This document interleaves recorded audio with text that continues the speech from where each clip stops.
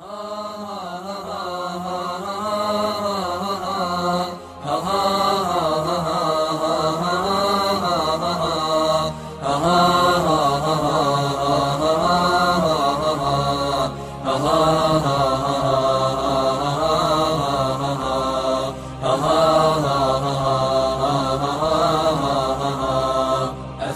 أنت حر وراء السدود، أخي أنت حر بتلك القيود، إذا كنت بالله مستعصما فماذا يضيرك كيد العبيد.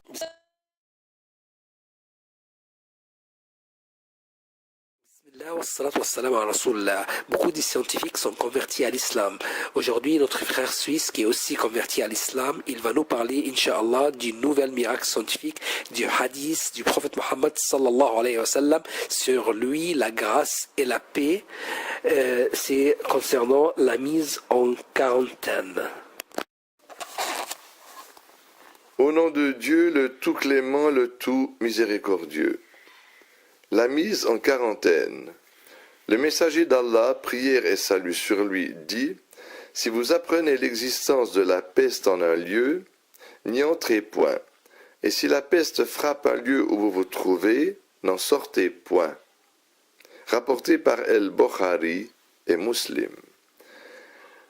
Le prophète a aussi dit, prière et salut sur lui, « Celui qui fuit la peste est tout comme un déserteur, et quiconque patiente dans la peste aura la récompense d'un martyr. » Rapporté par l'imam Ahmad. La vérité scientifique. Après l'évolution des sciences, l'on découvrit la réalité des organismes microscopiques, leur mode de reproduction et comment ils causent maladies et épidémies. Il apparut alors que les bien portants, qui n'ont aucun symptôme de la maladie dans une zone infestée, peuvent être bel et bien porteurs des microbes pathogènes, et ce faisant, ils risquent de contaminer toute zone vers laquelle ils se déplaceraient. Suite à la découverte de ces réalités, l'on mit en place le système notoire de la mise en quarantaine, en vertu duquel tous les habitants d'une zone touchée par une épidémie sont interdits de quitter cette zone, autant que tous ceux qui sont en dehors de cette zone sont interdits d'y entrer. Frappée par la peste au XVe siècle, l'Europe perdit le quart de ses habitants, mais à cette même époque, le monde islamique réussissait avec plus de facilité à endiguer l'épidémie et toutes les autres maladies transmissibles qui sévissaient à cette époque en Europe. Aspect miraculeux.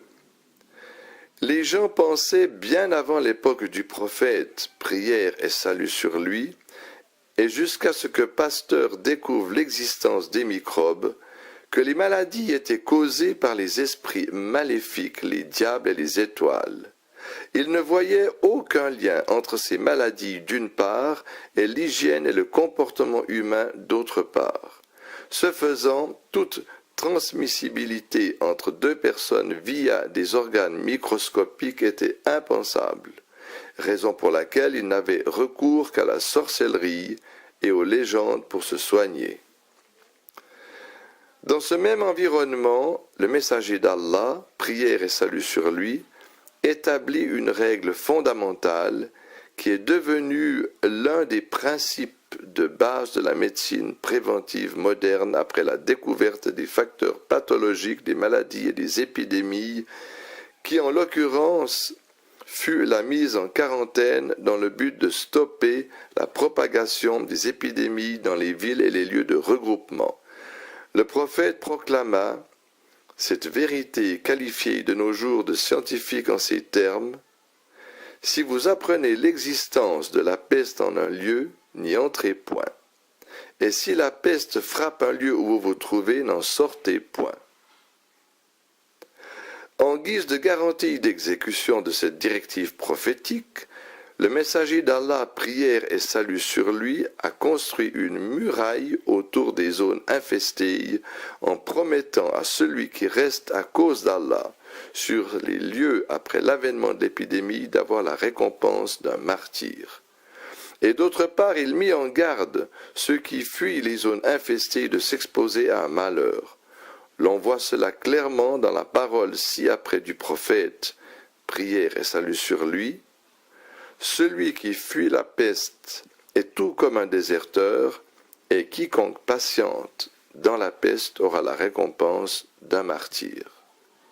Si l'on disait 200 ans jadis à un bien portant, qui voit les gens touchés par une épidémie tomber autour de lui, de rester sur place, il aurait sans doute pris cette parole pour une expression de folie ou même pour une tentative d'attenter à sa vie. Et sans doute, il aurait pris la poudre d'escampette sans préavis pour rejoindre les zones qui ont été épargnées par l'épidémie. Les musulmans étant les seuls qui ne fuyaient pas les zones atteintes par les épidémies, suivant en cela les directives de leurs prophètes, sans même savoir le fondement de cette directive, était alors la risée des non-musulmans à cause de cette pratique, jusqu'à ce que la médecine moderne découvre que même les bien portants des zones touchées par la peste sont porteurs des microbes pathogènes de l'épidémie.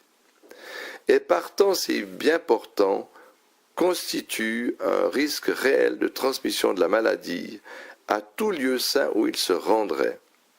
Et vu que ces bien portants se déplacent aisément et se mêlent à d'autres bien portants, ils contaminent ces derniers très facilement. En somme, les bien portants qui sont porteurs des microbes et des virus sont encore pires que les malades en face desquels les gens sont tout de suite conscients de la nécessité de prendre les précautions qui s'imposent. Qui donc a pu donner ces informations précieuses au prophète? Prière et salut sur lui. Était-ce possible 14 siècles jadis, qu'un humain dise des choses pareilles, à moins que ces informations lui soient révélées par l'omniscient, qui est parfaitement connaisseur de ses créatures? Certes, Allah exalté soit-il, dit dans le Saint-Coran, dit « Louange à Allah, il vous fera voir ses preuves, et vous les reconnaîtrez. » Ton Seigneur n'est pas inattentif à ce que vous faites. Sourate les fourmis, verset 93.